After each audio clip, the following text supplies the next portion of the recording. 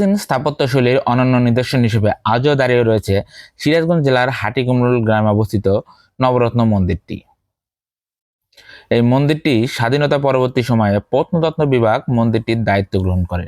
এটি প্রতিষ্ঠাকালে এখানে কোনো শিলালিপির অস্তিত্ব ছিল না বলে এর নির্মাণকাল সঠিকভাবে কেউই বলতে পারে না।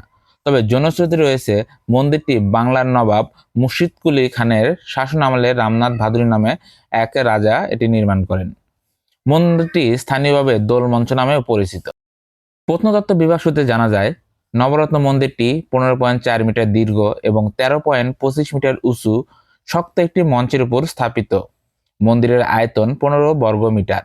এই মন্দিরটি 3 তলা বিশিষ্ট। এর উপরে মোট 9টি রত্ন বা চূড়া রয়েছে, যদিও চূড়াগুলো এখন প্রায় ধ্বংস হয়ে গিয়েছে। 9টি চূড়ার কারণে মন্দিরের নামকরণ করা হয় নবরত্ন। এর নিচতলায় 2টি বারান্দা বেষ্টিত একটি গর্ভগৃহ রয়েছে। এই মন্দিরের চিত্রফলক বা পোড়ামাটির নকশা লক্ষ্য করা যায়।